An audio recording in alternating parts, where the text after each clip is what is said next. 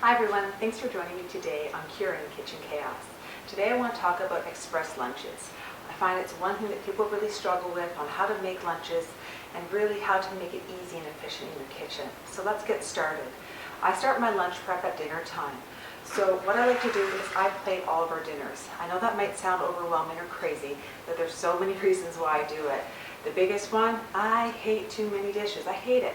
So I'd rather plate everything from the actual cooking equipment that I use, the pots and pans and things like that, and then I don't have more to eat. So when we get our plates, we might put on way too much food, more than we truly need. So I find this helps in portion control. Portion control then also allows me to have entrees made for the next day for lunch, and it also helps me to take our budget for our spending for our family for food and really extend it further. So that's our first step, is I'll make an entree for the evening and then stock this up. So we'll pretend there's an entree in here now. Next step is snacks. You know, you might go on Pinterest and you see all these fun, really exciting ideas for how they make snacks for their lunches. And it's great if that's something you want to incorporate into your daily life, but it is a lot of work and a lot of time commitment. So I like to speed up the process a little bit more, and we stick to standard snacks. We have the same every day. The one thing that changes is our yogurt flavors, or maybe even the whole the food that I make for baked goods. But that's it. Keeping it simple. I know it might sound boring, but it really is liberating to the person making the lunches. You don't always have to rethink and be creative. You just have your standard snacks. So this is the container I use for my husband's snacks, and so I just want to show you how quickly it is when I build them. So I always have a crisper of fresh vegetables. Right now I just have carrots. I usually have peppers and cucumbers in here as well. I keep this little blue apple in here as well. It really helps keep my veggies crisper longer, especially like cucumbers and peppers. They really can expire quite quickly with their water content, so it's really great to keep them fresh and to keep them crisp all week. I usually find they don't spoil. We eat them up before they spoil, but I can easily leave them in here for 5-6 days, which is not common for cucumbers and peppers. Usually they spoil a lot quicker. So definitely recommend. I'll put a link down below. I got these off of Amazon. Then moving on, I always like to do cheese and crackers. So I like to actually prep the cheese. You can easily buy prepackaged cheese in packages ready to go. I personally like to buy the big bars, and then I cut it. And then I add a few pieces in for snack time.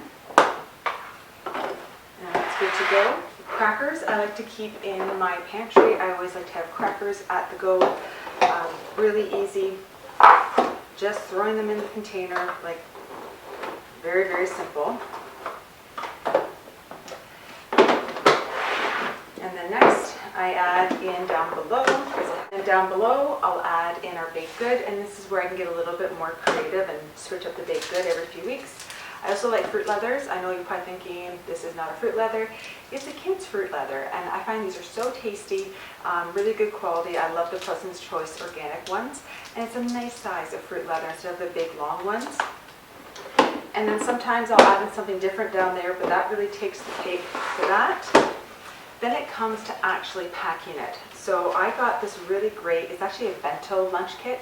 It's not designed for this container, but what I did is I went to the store locally that has really great lunch kits. You can also get them online as well. And I took everything that we use for snacks. I took all the containers that I need to put in every day, and I said, will this fit? So that's what we did. We assembled it. I put the snack container in the top, and that looked really nice. And then down below, I put the entree dish, and then I grabbed my handy dandy yogurt and applesauce. I make homemade yogurt, and then the bottom I put some chunks of frozen fruit and a little bit of maple syrup, and that's our yogurt for the week. And then we have applesauce as well. So I put those two in, and I forgot to grab my whole fruit, but I would put an apple or a pear in there as well, and that's it. So that's how quick it takes me to make my husband's lunch, and this is great because this will be his lunch tomorrow. Just need to put in a better entree.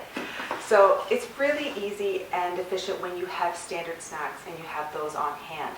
The other great thing is, if you know that you're always going to go through fruit leathers and crackers, you can stock up on those when you see them on sale. You might have a child who's in school, so that's always something to consider as well, what kind of lunch kit they need.